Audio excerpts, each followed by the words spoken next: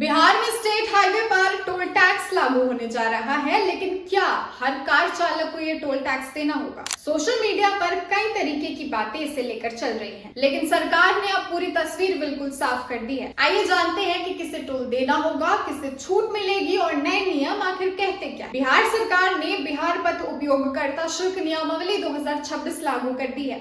इस नई नीति के तहत आने वाले समय में स्टेट हाईवे, बड़े पुल, बाईपास और सुरंगों पर टोल टैक्स वसूला जाएगा। अभी तक बिहार में सिर्फ नेशनल हाईवे पर टोल लिया जाता था, लेकिन अब राज्य सरकार की सड़कों पर भी टोल व्यवस्था लागू करने की तैयारी शुरू हो गई है। हालांकि सबसे बड़ी और सबसे अहम बात यह है कि मुख्यमंत्री सम्राट चौधरी ने साफ कर दिया है कि निजी वाहन मालिकों को घबराने की जरूरत नहीं है। उन्होंने घोषणा की कि प्राइवेट कार, जीप और परिवार के निजी इस्तेमाल वाले वाहनों से स्टेट हाईवे पर कोई टोल टैक्स नहीं लिया जाएगा। यानी कि अगर आप अपनी निजी गाड़ी से यात्रा करते हैं तो आपको इस नई व्यवस्था के तहत टोल नहीं देना होगा।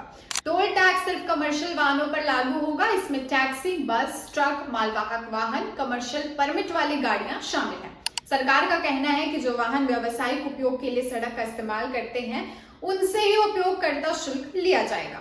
अब बात करते हैं टोल की दरों की, तो नई नियमावली के अनुसार हल्के कमर्शियल वाहन जैसे कि टैक्सी और कमर्शियल जीप पर 1.25 रुपए प्रति किलोमीटर, छोटे माल वाहनों पर 2 रुपए प्रति किलोमीटर, 2 धुरी बस और ट्रक पर 4.25 प्रति किलोमीटर, 3 धुरी वाले वाहनों पर 4.60 प्रति किलोमीटर और भारी निर्माण मशीनरी पर 6.65 प्रति किलोमीटर और 7 या फिर उससे अधिक धुरी वाले वाहनों पर 8.10 प्रति किलोमीटर तक टोल लिया जाएगा।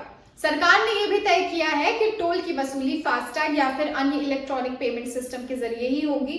बिना फास्टैग वाले वाहनों और ओवरलोड गाड़ियों से ज्यादा शुल्क लिया जाएगा। वहीं 2 पहिया, 3 पहिया, ट्रैक्टर, कंबाइन हार्वेस्टर और पशु चलित वाहनों को नियम के अनुसार छूट मिलेगी। फिलहाल ये नियम लागू जरूर हो गया है, लेकिन किस स्टेट हाईवे, किस पुल, किस बाईपास या किस सुरंग पर टोल वसूला जाएगा, इसकी सूची अभी नहीं जारी की गई है।